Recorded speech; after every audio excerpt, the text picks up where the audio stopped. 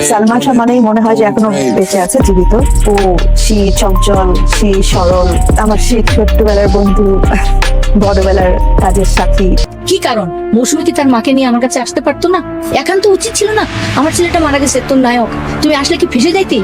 নায়িকা মৌসুমীর লাইভে এসে দেখানো সেই গোপন তথ্যগুলো যদি আজ সামনে না আসতো, তবে হয়তো পৃথিবীর কেউই কোনোদিন জানতে পারতো না আমাদের স্বপ্নের নায়ক সালমান শাহকে নিয়ে সামিরা আর ডন মিলে ঠিক কত বড় চক্রান্তের জাল বুনেছিল। হ্যাঁ বন্ধুরা, শুনলে আপনার গায়ের পশম শিউরে উঠবে। সম্প্রতি লাইভে এসে মৌসুমী এমন দুটি ছবি আর বিরল ভিডিও ক্লিপের কথা তুলে ধরেছেন, যা দেখার পর পুরো দেশ আজ স্তব্ধ হয়ে গেছে। এতদিন ধরে যে কালো রহস্য অন্ধকার ঘরে বন্দী ছিল, মৌসুমীর এই চাঞ্চল্যকর বক্তব্যের পর তা যেন এক এক করে আলোর মুখ দেখতে শুরু করেছে। সামিরা আর ডনের সেই সময়ের চালচলন আর বিষাক্ত চক্রান্তের যে প্রমাণগুলো এখন সামনে আসছে, তা কোনো সাধারণ ঘটনা নয়। ভাবতে পারেন, সালমান শাহের মা নীলা চৌধুরী আজ দীর্ঘ ২৭ বছর ধরে অঝোর কান্নায় বুক ভাসিয়ে চিৎকার করে বলে এসেছেন, আমার ছেলেকে ওরা বাঁচতে দেয়নি, আমার ছেলেকে তিলে তিলে চক্রান্ত করে মেরে ফেলা হয়েছে।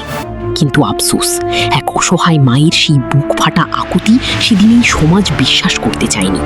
কেন সেদিন নীলা চৌধুরীর কথা কেউ বিশ্বাস করেনি জানেন? কারণ সামিরা আর ডনের মতো মানুষগুলোর পিছনে সেদিন দাঁড়িয়েছিল ক্ষমতার দাপট আর বিশাল এক প্রভাবশালী মহলের হাত।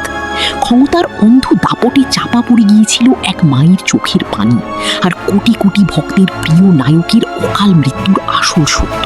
আসসালামু আলাইকুম, আমি মৌসুমী। এই ষড়যন্ত্রকে অবশ্যই মেনে নেবেন না। এই কষ্টটা মেনে নিতে পারছি না বলেই প্রতিবাদ জানাচ্ছি। তার সবকিছুকে বিবেচনা করা হোক। মৌসুমীর মুখ থেকে বেরিয়ে আসা এই তথ্যগুলো ইতিহাসকে নতুন করে লিখতে বাধ্য করছে।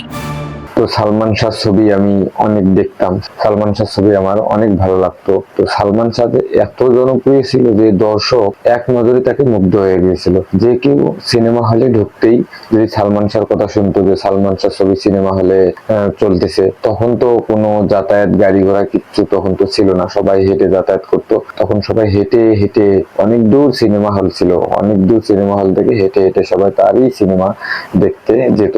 তো মৌসুমীর সাথে প্রথম সিনেমায় তার চরম একটি সিনেমা উপহার দিয়েছে।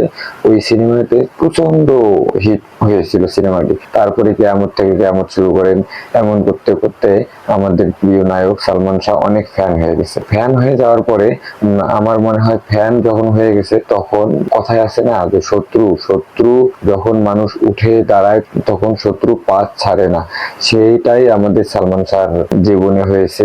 শত্রু আস্তে আস্তে বাড়তে বাড়তে সালমান শাহকে এমন এক পর্যায়ে নিয়ে গেছে পর্যন্ত সালমান শাহ এই পারে আর জায়গা হলো না। তার জায়গা হলো কোন পারে? বন্ধুরা, আপনারা কমেন্টে বলে দেবেন। আপনারা কি সালমান শাহ হত্যার বিচার চান? যদি বিচার চান তাহলে কমেন্টে অবশ্যই সাড়া দিয়ে আমাদের সাথে যুক্ত হয়ে যান।